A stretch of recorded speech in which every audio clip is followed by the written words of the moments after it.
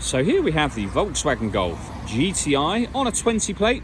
I'm going to start off by showing you around the outside of the car, and then we'll hop in and run through some controls on the inside.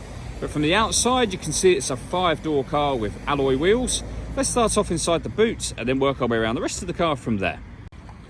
As we approach the back of the car, you can see we have reversing sensors.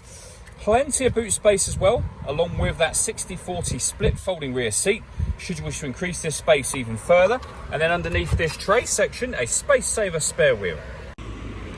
Okay, so we're just going to work our way back round to the front of the car, and then we'll hop in and run through some controls on the inside. But now that we've done a full circle of it, you can see it's in excellent condition the whole way round.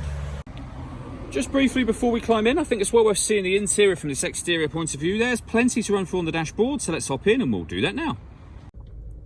Okay, now that we're inside the car, we're going to start with the dials. On the left-hand side, we have the rev counter. Within that, it will show you what gear this car is currently in. As it's an automatic, we are in P for park at the moment.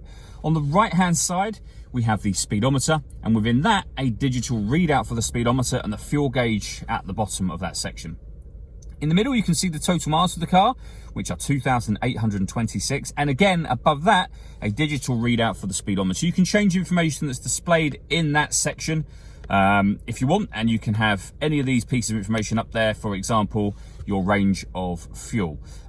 Anything you want, and it will stay up there. There are other menus available. So we're on the kind of driving data menu there, but you have got assist systems, navigation, audio, your telephone, vehicle status, a lap timer, and back round to where we started. So as I say, any of those you can have up there permanently should you wish to. If we back out to the steering wheel, the buttons that I was using just a moment ago are here, here, and here.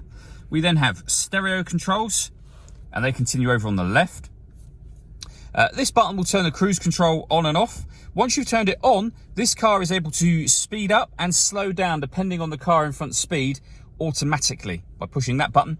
We've done a video that shows how that works on our website and also on our YouTube channel as well. Over in the center, you can see the touchscreen for the car. So this is where you can access, amongst other things, your radio. And you will see that this car has got DAB, FM and AM radio. If you want to listen to your own music, you can do. That's under the media heading. And again, you can see all the different ways in which you can listen to your own music. They include Bluetooth audio. So once you pair your phone, not only can you make and receive phone calls, you'll also be able to listen to your music as well. This car's also got satellite navigation. There's a full video showing how that works, again, on our website and on our YouTube channel. And if I pop the car into reverse, you'll see we have a full color reversing camera with guidelines showing you what direction the car is headed in relation to the image that you see being shown on the screen.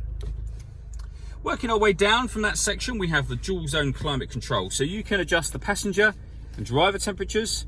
You can increase and decrease the fan speed. You can determine where you'd like the air to be distributed once it enters the car. When you're happy with all of those settings, this button turns the air conditioning off in this case, or back on again, or hit auto, and the car will take control of the fan speed and the direction of the air in order that it maintains the temperatures that you've asked for. To override that, readjust the fans and put it back on your own setting there. We've also got heated driver and passenger seats, both of which have 3 different heat settings each. Below that, we have some storage and a USB input for your music. You can close that over. We have the gear lever for the fully automatic gearbox. This button turns the parking sensors on and off. This one will start and stop the engine.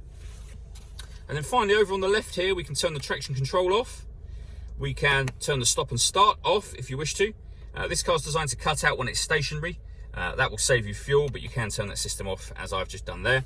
And finally, this button will change the driving setup of the car. So you can have it in eco, normal, sport, or individual. And under individual, they are all of the things you can customize. So for example, you could have the engine sound on sport and leave everything else normal if you wish to. All that leaves me to say is thank you for taking the time to watch this video. If you'd like to come and see the car for yourself and have a test drive, please feel free to call any of our MJA sites. We'd love to hear from you soon.